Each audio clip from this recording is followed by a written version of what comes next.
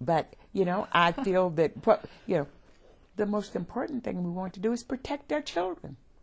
I was listening to a physician in Houston, Texas, I think, and she runs a clinic. Yes.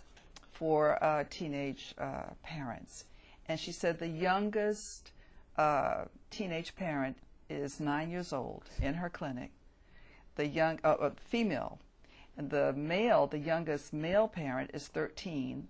The youngest grandmother is 22. But clearly this is not something out of the ordinary in many instances. So why do you think that in this country, where pornography is probably $1 billion business, right, are people so hypocritical about sex education? What is the big deal? What do you think it is? I really haven't quite figured that out. I really think the church is behind a lot of that. And I think the church is going to have to help us get through this. Nobody is out there advocating children going out being sexually active. But if they choose to be sexually active, we want them to make responsible decisions. Our government now, condoms will break. That's right. Yes. Condoms will break. But there's no question that the vows of abstinence break far more easily than does latex condoms. That's so true. we have to be about protecting our children. But there's hypocrisy amongst the churches. Yes. Because most people in the United States belong to some Christian religion. Right. And if pornography or girly magazines or whatever, all these sexual publications or media types are supported, many of these people who are religious must be supporting those kinds of sexual materials. So there is still a hypocritical viewpoint. And why do you think sex has become so politicized? I really don't totally understand it. We use sex to sell everything from houses to toothbrushes. Yes. And we think it's all right for the girly magazines to teach our children. It's all right for the the streets to teach our children, but we don't want the teacher to teach our children. We say, "Oh, well, we'll do it ourselves." Well, most parents don't know how to teach their children. Nobody ever taught them. Yes. So they don't really know how.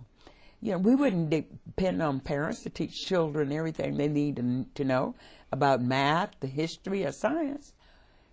The most important thing they've got is their bodies.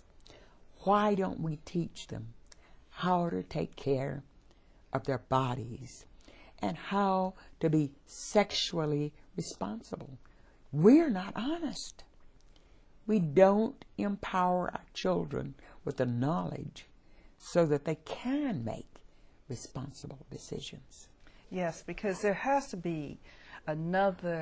must be other agenda that are underlying issues pertaining to this resistance to what you have been trying to put across, the importance of sex education. Absolutely. Yes, there must be. You said that the different churches or churches or the church, as you put it. Yeah. But were there other opponents to your views? Well, obviously there are a lot of, the religious right group, the family life in God or something, flag, I think that's what they call themselves. And there were a lot of, very conservative, the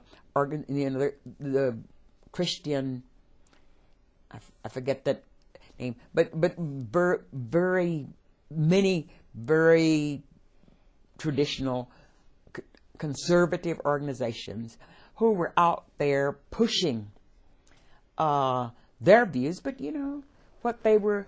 I feel that they were, it was really not, they weren't talking about children.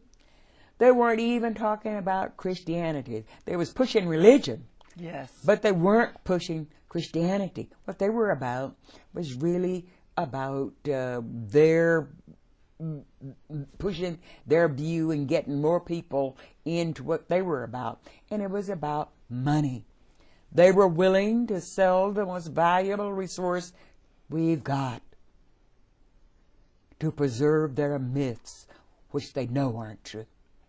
And do they supply the money for these children who are born to children? Of course not.